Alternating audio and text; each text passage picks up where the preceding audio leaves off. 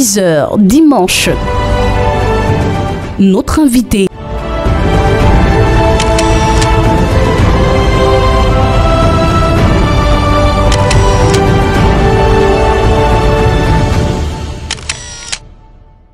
Puisque vous dites que vous ne parlez que des choses que vous connaissez sur les réseaux sociaux, je reviens sur cette question, et dans les documents sur Internet, vous êtes présenté comme le maître d'œuvre du soutien des francs-maçons de la diaspora à Maurice Kamto. Quel a été l'apport des loges dans l'élection présidentielle du 7 octobre 2018? Alors, vous semblez ne pas vouloir faire une émission. Je veux bien faire une émission, c'est pour ça que si vous êtes invité. Si vous voulez faire une émission, permettez-moi de ne parler que des choses que je connais. Vous avez été arrêté dans un restaurant à Yaoundé à la faveur des marches interdites du 26 janvier à Yaoundé, puis libéré le 13 mars. Qu'est-ce qui s'était réellement passé, M. Ange-Albert Lebon-Dachoua? Ce qui s'est passé, c'est ce que nous vivons tous au quotidien. Tous ceux qui connaissent l'histoire, on a l'impression de revivre l'époque de la Gestapo. Le 26 janvier, je vais prendre un petit déjeuner avec un copain. Et puis après ça, on décide de continuer par un café dans un restaurant à la Vallée Bastos. Et pendant que nous sommes en train de prendre notre café, il y a une escouade de policiers qui débarquent, une cinquantaine de policiers cagoulés avec des armes de guerre, bloquant la rue. Et vous savez, si on avait filmé cette scène et diffusé sur les réseaux sociaux en disant voilà les plus grands braqueurs du Cameroun qui viennent d'être arrêtés, tout le monde aurait cru. Il a fallu que j'attende 47 jours enfermé à la prison centrale de Konengi pour comprendre en quoi est-ce que j'étais impliqué. Et en quoi est-ce que j'étais impliqué? Je l'ai ressenti à travers une phrase ce lundi 11 mars qui disait non coupable. Vous avez organisé logistiquement tous les grands meetings de la campagne sous la direction de M. Kamto, mais vous n'avez pas marché le 26 janvier. Oui, parce que je devais marcher ce jour-là. J'ai pas avoir vous êtes d'abord allé prendre un café. Tout simplement. Alors que c'est vous qui devriez, en tant que cadre du parti, montrer l'exemple, mais vous êtes allé prendre un café pendant que les autres marchaient. Comment on peut comprendre cela? Vous avez simplement désobéi aux ordres du directoire. Non, je n'ai pas désobéi aux ordres du directoire. Vous savez, c'est un groupe de militants qui avait décidé d'engager la marche à la poste centrale. Pour la direction du parti, il était question que la marche soit lancée à l'esplanade du stade municipal. Et pourtant, ces marches étaient interdites. Qu'est-ce que vous appelez interdit? Ces marches avaient été interdites par le préfet d'Unfondi et par le ministre de l'administration territoriale, Paul Atangadji. Mais pourquoi vous vouliez défier l'autorité? On ne défie pas l'autorité. Le MRC est un parti légaliste. On ne laisse pas marcher son adversaire sur tapis rouge à tout moment. Il y a des moments où il faut bousculer son adversaire. Alors, le tout... Mais on ne défie pas l'État. Non. Qu'est-ce que vous appelez défier l'État? Au Cameroun, des gens passent le temps à piller la fortune publique. Vous voulez que j'attende une autorisation de celui qui gère cette fortune publique? Non. Monsieur Gatier, si moi je dois manifester parce que le petit Bello a été poignardé au lycée de Tédou, s'est retrouvé dans un supposé hôpital de district, réanimé comme si on était en 1935. Vous voulez que j'attende l'autorisation du médecin-chef de l'hôpital de district pour m'indigner? Je dis non. Vous préférez défier les autorités? Mais je ne sais pas ce que vous mettez dans défier. Questionner tous les Camerounais. Non. On nous a ramené la dictature. C'est de ça qu'il s'agit. On vit dans un pays aujourd'hui qui est, dit-on, multipartiste, mais tout le monde se rend compte aujourd'hui que nous sommes dans un parti unique. On a un seul parti qui a le droit de s'exprimer. Tous les autres, non, niet. Alors qu'est-ce que vous, MRC, vous voulez justement prouver aux Camerounais en défiant l'État à chacune de vos sorties, que ce soit les sorties médiatiques, même les manifestations qui sont interdites, vous vous échignez toujours à vouloir les organiser. Qu'est-ce que vous voulez justement prouver aux Camerounais? La manière avec laquelle vous introduisez votre question me gêne un tout petit peu. Quand vous dites vous êtes toujours en train de défier, à quel moment est-ce qu'on a défié? Dans vos sorties médiatiques, et même quand vous n'avez pas d'autorisation de marcher, vous dites que vous allez marcher. Mais marcher est un droit fondamental. Mais l'action doit être régulée par le gouvernement. Marcher est un droit fondamental. C'est bien clair. Pourquoi personne ne part jamais s'interroger sur le bien fondé de l'interdiction du marche? Pourquoi on n'interroge pas? Pourquoi est-ce qu'on ne pourrait pas aujourd'hui se dire que ben voilà, le RDPC est en train de jouer un mauvais jeu démocratique? Pourquoi tout le monde se tourne comme ça facilement à penser que c'est le MRC qui défie l'autorité de l'État? Alors, je reviens sur cette question. Vous avez organisé la marche du 26 janvier, une marche qui n'a pas suffisamment mobilisé. On a l'impression que les gens n'ont pas partagé justement... Monsieur Ngatia, oui. Quand vous vous permettez de dire que la marche du 26 n'a pas suffisamment mobilisé, est-ce que vous êtes sérieux quand vous le dites? Est-ce que la marche du 26 a mobilisé? Je vais vous dire, monsieur. Est-ce que les Camerounais ont partagé les raisons pour lesquelles vous êtes investi au dehors? Mais vous ne pouvez pas attendre que les 26 millions de Camerounais sortent pour manifester quoi que ce soit. Nous sommes dans une dictature. Vous comprenez ce que ça veut dire? Nous sommes dans une dictature. Les gens vivent avec la peur dans le ventre. Si dans ce pays, vous faites un mouvement et que vous n'avez que même 10 personnes qui sortent, estimez-vous heureux d'avoir mobilisé. Parlez avec les Camerounais. Tout le monde vous dit, oh, vous allez marcher, on va vous tuer. Nous avons été arrêtés le 26 janvier. Le 26 janvier, au commissariat central numéro 1 de Yaoundé, il y a eu plus de 400 personnes arrêtées. Mais parce qu'il y a de nombreuses personnes qui étaient déjà fichées sur cette liste, on n'a retenu que 37. Mais il y avait plus de 400 personnes arrêtées. Aujourd'hui, M. Ngatia, combien de personnes sont à Kondengui? Environ 200 personnes. 200 personnes. Et vous me dites qu'on n'a pas assez mobilisé, comme si c'est une famille de 2-3 personnes qui étaient sorties? Vous êtes bien dans le viseur et toutes les questions sont permises. Vous n'interrogez pas la forme ni la formulation. Alors, quand je reviens sur... Je peux dire ce que je pense. Oui, dites ce que vous pensez. Quand je reviens sur la... Je peux dire ce que je pense. Oui. Et moi, Angelbert Lebon-Dachua, personne ne peut m'empêcher de dire ce que je pense. Je suis bien d'accord. Encore moins vous. Donc, je dis ce que je pense. J'ai dit ce que je pensais. Alors, de vos questions. Je vous ai dit, est-ce qu'on en a eu l'impression que le peuple n'était pas associé justement aux raisons pour lesquelles vous manifestez? C'est une connerie de le dire. Alors maintenant, c'est une connerie en Algérie par exemple. Je voudrais d'abord corriger ça. Oui, je reviens. C'est une connerie. Je vous relance. Je vous dis que c'est une connerie de le dire. Et le dire, c'est ne pas respecter tous les Camerounais qui se sont mobilisés. Mais qui n'ont pas marché, qui n'étaient pas en route. Alors je reviens. En Algérie, vous avez vu par exemple... Vous insistez vraiment? Tous les Algériens étaient dans la rue. Non, je n'insiste pas. Vous voulez qu'on cale l'émission à ce niveau? Je vous pose la question. On peut caler à ce niveau. Je vous relance juste, monsieur Angelbert Lebon. Apprenez à respecter les gens. Je vous relance. Respectez les Camerounais qui ont marché ce jour-là. Et je vous dis en ce moment, il y en a 200 au moins qui sont incarcérés à la prison centrale de Kondengui depuis 3 mois. Je les respecte. Donc respectez ça au moins. Je les respecte. C'est la moindre des choses. 200 sur 26 millions, le ratio est suffisamment faible. Je les respecte. Je reviens, je vous repose la question, monsieur Angelbert. Ne vous fâchez pas, je vois votre regard. Alors ce que je vous dis, en Algérie, vous avez vu un peu les manifestations, tout le peuple était au dehors pour le départ de Bouteflika. Vous connaissez la population algérienne? Et ensuite... Est-ce que vous connaissez... Au Soudan, non, je reviens. Est-ce que vous connaissez le nombre... Vous allez nous expliquer. Allons-y même au Soudan. Et au Soudan, vous avez vu ce qui s'est passé? Tout le peuple était au dehors. Qu'est-ce que vous appelez? Il y a eu une manifestation suffisamment populaire qui a mobilisé et c'est ce qui a justement incité au départ de Omar El-Béchir. Mais pourtant ici, le peuple, on a l'impression que le peuple s'est un peu désolidariser de l'action que le MRC avait lancée. Et que le peuple n'est pas prêt pour le changement. Connaissez-vous le nombre d'habitants en Algérie? Puisque vous dites tout le peuple est sorti. Soyons sérieux. Je dis, nous vivons dans une dictature féroce, mais vous ne pouvez pas l'imaginer.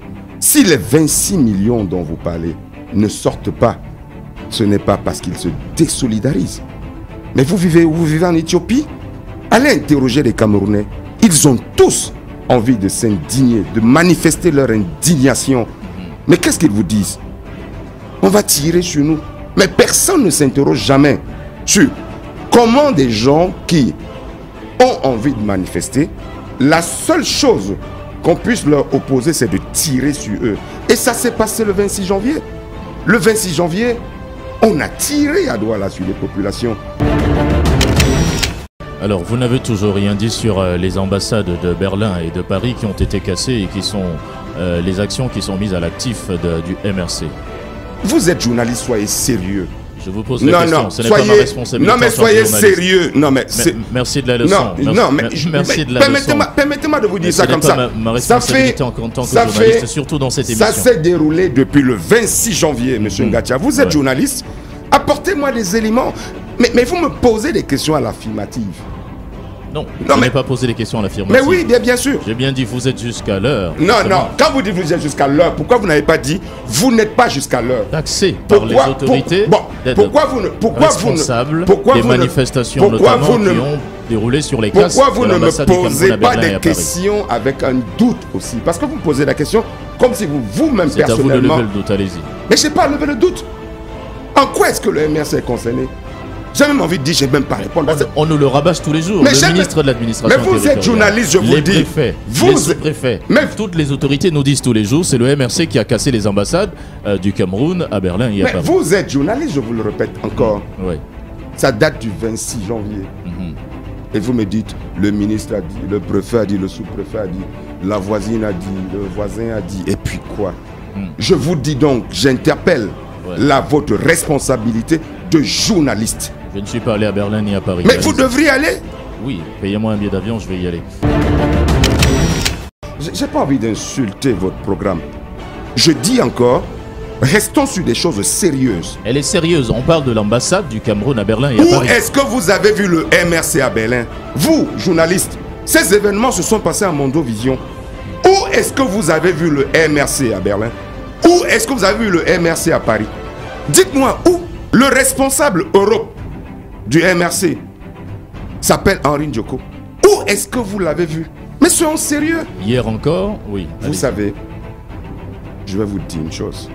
Je pourrais être à mesure de répondre à vos accusations que vous ne pouvez pas imaginer graves. Je ne vous ai pas accusé, monsieur. Alors, je dis bien. Vous voyez que vous avez répondu si poliment à la question. Je dis bien. C'était pas compliqué. Monsieur vos accusations ont été graves. Monsieur Angelbert le bon, voilà, peut-être que quand le gouvernement le dit à chaque fois et à répétition que c'est le MRC qui a cassé les ambassades de Berlin et de Paris, c'est peut-être parce qu'il y a une... Mais enquête. Vous n'êtes pas obligé de relayer des conneries, monsieur Ngatia. Je vous pose la question. Vous n'êtes pas obligé de relayer des conneries. Peut-être ce sont les conclusions d'une enquête. Quand ce n'est pas sérieux, n'en parlez pas. Non, c'est suffisamment sérieux. C'est le fait pour vous de relayer ces conneries-là qui font que, ben voilà, c'est ressassé toutes les minutes, Non. Hier, on a vu les marches qui étaient pourtant interdites ici, les marches du 13 avril, mais qui ont été organisées dans les différentes représentations du Cameroun à l'étranger. À l'ambassade des États-Unis, par exemple, on a vu les gens déchirer un peu ou alors mettre la croix sur l'effigie du chef de l'État et ériger un peu Camto en président. Voilà, devant l'ambassade des États-Unis en France, à Berlin, en Espagne et un peu partout dans toute la diaspora. Est-ce qu'on ne peut pas supposer justement que le MRC serait justement derrière ces différentes histoires? J'ai envie de dire finalement que vous avez la hantise du MRC, M. Ngatia. Je pose les questions. Non. Honnêtement, j'ai envie de me dire... Ne le dites pas. Que vous avez la... Vous voyez le MRC partout finalement. Non, ne le dites pas. Je pose des questions. Allez-y. Mais vous me posez quelle question? Où est le bon sens dans votre question? Mais il y a eu des manifestations un peu partout. Vous avez vu le MRC manifester? À l'appel du MRC. Il y a des gens qui avaient l'effigie du MRC. Les effigies du MRC. Vous êtes en train d'interroger un responsable du MRC.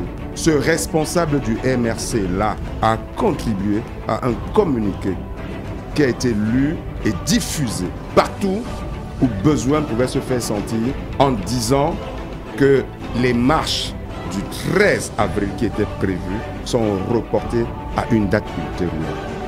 Et vous êtes en train d'interroger le responsable que je suis sur des événements où le MRC n'est en rien concerné. Et vous voulez que je vous réponde? Pourquoi est-ce que le MRC devrait répondre de tout aujourd'hui au Cameroun? Pourquoi?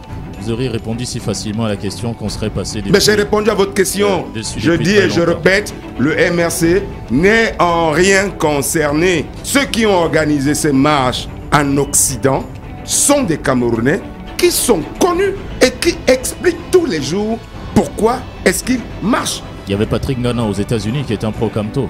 Mais qu'est-ce que vous avez appelé? Mais franchement, monsieur Ngatia. Laissons la question, monsieur Angelbert Lebon, là, tu vois. Tout à l'heure, vous avez dit à Lungacha que le MRC était un parti légaliste, mais vous êtes descendu dans la rue sans pour autant avoir obtenu des autorisations de manifestation publique. Comment comprendre? Mais vous ne respectez pas les Camerounais. Je ne sais pas comment je vais dire quelque chose 40 000 fois, mais vous ne respectez pas les Camerounais. C'est des animaux qui sont allés marcher. Et ce ne sont pas non plus des animaux qui n'ont pas marché. C'est des gens programmés. Ça veut dire ceux qui n'ont pas marché ne sont non plus des animaux. C'est des gens programmés qui sont allés marcher. Mais respectez les Camerounais. Je vous dis que manifester est un droit fondamental. Qui est bien encadré par la loi camerounaise. Mais arrêtez les histoires d'encadrer. Est-ce qu'elle est encadrée ou pas? Mais arrêtez les histoires d'encadrer. Nous ne sommes plus à une époque où nous allons nous faire marcher dessus. Ça veut dire qu'il faut bafouer les lois. Personne ne bafoue. Il ne faut non plus que les gens utilisent les institutions de la République pour réprimer leurs adversaires, monsieur. C'est de ça qu'il s'agit. C'est de ça qu'il s'agit. C'est les Camerounais qui ont marché. Ce n'est pas des Tchadiens. Mais il faut les respecter. Au moment où je suis en train de vous parler, il y a des millions de Camerounais. Pour ceux qui nous écoutent, qui ne savent même pas comment ils vont faire pour manger à midi. C'est pas nouveau. C'est pas nouveau au pays. Mais c'est grave. C'est pas nouveau. Mais c'est grave, ça devrait nous interpeller. Nous sommes en train de... Non, vraiment, arrêtez de distraire les Camerounais. On parle de choses sérieuses et vous me citez Ariete Koué, Kabdal Libi, il y avait encore qui, sans Fantoma, je sais pas moi qui. Mais arrêtez ça. Qui veut prendre le pouvoir par la rue? Mais puisque tout le temps vous appelez à descendre dans la rue. Mais on a des dirigeants qui sont devenus parano. Mais le Camerounais ne peut plus s'exprimer. Et c'est la solution. Marcher, est-ce que marcher, c'est prendre le pouvoir, bordel? Est-ce que marcher, c'est prendre le pouvoir? Et pourquoi alors marcher? Marcher, mais c'est manifester une expression. Mais si c'est pas prendre le pouvoir, rester à la maison, attendez les prochaines échéances. Vous savez quoi? Quand vous parlez, je pense à Omniobe, mort en 58. Je pense à Osene Afana, mort en 66. Je pense à Ernest Wandi, mort en 71. J'ai envie de leur parler et de leur dire, venez écouter ce qu'un de vos fils est en train de dire. Non, ne parlez plus jamais comme ça, pour pas être la honte de la mémoire. On est là pour poser des questions. Non, je vous le dis. En même temps qu'on pose des questions, en même temps, il faut qu'on soit sérieux. Je ne suis pas venu ici me prêter à une partie plaisir. Je vous dis que là où je suis, ma prière de ce matin que j'ai faite, j'ai pensé à ces gens que je viens de vous citer. Vous me demandez à moi d'être de faire quoi? Parce qu'il y a eu un machin contentieux électoral, M. Paul Biya vainqueur, oui je dois aller dormir et attendre 2000... Mais vous êtes sérieux? Vous êtes sérieux? Vous allez m'empêcher de lutter pour mon pays? Vous allez m'empêcher de lutter pour mon pays? Et c'est à vous de me dire ce qui est bien que je fasse pour ce pays ou pas? Monsieur, je sais ce que j'ai à faire. J'écoute les Camerounais tous les jours. Je discute avec les Camerounais. Arrêtons de distraire les Camerounais en les opposant les uns contre les autres. SDF contre MRC, contre le Bamileke, contre Betty. Vous distrayez les Camerounais. Nous n'avons jamais parlé de Bamileke. On a tous les mêmes problèmes. Je dis bien, on a tous les mêmes problèmes. Plus de 50% de la population du Cameroun, plus de 50% vit avec moins de 500 francs par jour. C'est pas moi qui le dis. C'est pas moi qui le dis. Mes frères, mes parents de Newbel, qui m'écoutent en ce moment. Et c'est après la présidentielle que vous avez constaté cela? Sont dans une misère indescriptible. Et vous voulez leur parler de guerre, MRC, SDF, machin, tout ça? Non. Eux, aujourd'hui, ce qu'ils attendent, c'est comment, qu'est-ce qu'on peut faire pour changer leur quotidien. Ça ne se joue pas dans les guerres, MRC contre eux. Non. C'est qu'est-ce que nous leur proposons. Comment est-ce que nous réagissons aujourd'hui face à ceux qui sont responsables de leur misère? Nous leur disons donc qu'au quotidien, nous allons continuer à nous battre pour eux, à nous battre pour qu'ils aient des lendemains meilleurs, à nous battre contre ce système qui a passé le temps, mais vraiment à les plongés dans la misère au quotidien. C'est de ça qu'il s'agit. Ne nous distrayez plus. Vous, journalistes, ne nous distrayez plus. Ces gars attendent autre chose. Le Bensikina qui m'écoute là, ça ne l'intéresse pas. C'est de qu'on lui dise comment lui, qui avec une licence, une maîtrise, a choisi un métier qui ne lui donne que 2000, 3000 francs par jour. Ça, il a choisi un métier par défaut. Qu'est-ce qu'on peut faire pour lui, pour qu'il n'ait plus à travailler sous le soleil, sous la pluie, et gagner décemment sa vie, nourrir ses enfants, s'occuper de sa famille? C'est de ça qu'il s'agit. Mais arrêtez ça. Arrêtez de distraire les Camerounais. Vous dites qu'il y a encore... On est dans un beau pays et il faudrait que les Camerounais se mobilisent pour qu'on change ce pays. Et qu'est-ce que chacun doit faire en 30 secondes? Qu'est-ce que chacun doit pouvoir faire? Quelle est la participation de chacun dans la construction de ce pays? C'est aujourd'hui de savoir s'indigner face à tout ce qui se passe. Il faudrait un niveau d'indignation collective. Parce que, je vous assure, quand on voit où va ce pays en ce moment, on a de très grosses frayeurs.